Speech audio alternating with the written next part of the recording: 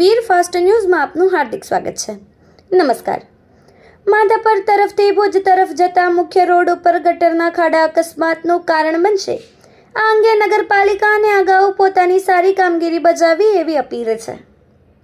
જો નગરપાલિકા દ્વારા જલ્દી હવે કોઈ ચોક્કસ કામગીરી હાથ ધરવામાં નહીં આવે તો જરૂરી કડક પગલાં લેવામાં આવશે, કારણ કે પંચાયત વિભાગ દ્વારા પણ આ અંગે જાણ કરવામાં આવે છે, પણ કોઈ ચોક્કસ સહકાર મળતો નથી।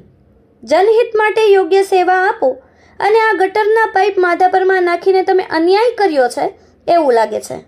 આ સમસ્યા વકરે એ પહેલાં જ કોઈ ચોક્કસ આયોજન કરો એવી માંગ જનતા કરી રહી છે। મારું નામ નીતિન પંડ્યા છે। હું આમ કોઈનો વિરોધી નથી, પણ સત્ય વસ્તુ ઉપર આધારિત જે આ વાત હોય છે જનતાને સેવા માટે અને લોકહિતમાં જે હોય એ વસ્તુને હંમેશા હું રજૂઆત કરતો હું છું। તમે જુઓ છો ભુજ નગરપાલિકાની જે ગટરની સમસ્યા છે એ માધાપરને આડે હાથ લીધું હોય એવી રીતે લાગી રહ્યું છે। તમે જુઓ છો અહીંયા કને જે આ રોડ બનાવ્યા પછી તમે જુઓ અહીંયા કને ગટર માટેના ઊંડા ખાડા કરી નાખવામાં આવ્યા છે। તમે જુઓ આ લગભગ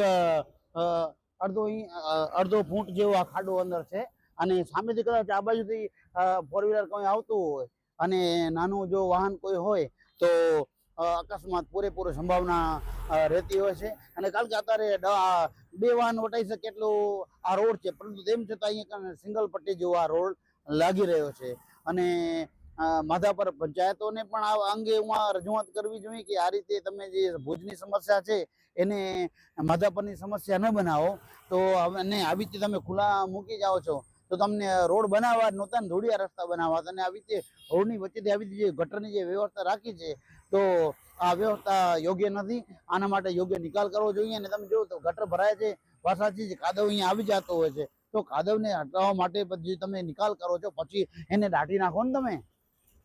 અને આ રીતે તમે રોડ ઉપર આ રીતે તમે ખાડા કરીને તમે મૂકી જાઓ અને કોઈ અકસ્માત થશે તો કોણ જવાબદાર રહેશે?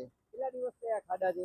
આ કેટલો સમયથી પડ્યા છે? ઓછામાં ઓછું સમજી લો ને તમે 15-20 દિવસથી માથેથી ખાડા પડ્યા છે। પેલા ખાડા હતા નહીં, પછી એકાએક મેં વચ્ચે અહીંયા કને કામ ચાલતું ટ્રેક્ટરથી એ લોકો સફાઈ કરતા હતા। મેં એને પૂછ્યું કે ભાઈ તમે શું કરી રહ્યા છો? તો કે અંદર કાદવ ભરાઈ ગયો છે ને એ અમે કાઢી રહ્યા છીએ। ને પછી મેં વાત કરી કે તમે આ પછી એમને મૂકી જશો કે તમે પૂરી જશો? તો અમે કે જેવું હતું ને એવું પાછું કરી જશું, પરંતુ એવું કાંઈ કામ કરતા નથી, કારણ કે એ લોકો ખોદીને એમને મૂકીને જેમ હોય છે એમ એના કરતાં પણ ખરાબ પરિસ્થિતિમાં મૂકીને હાલ્યા જતા હોય છે।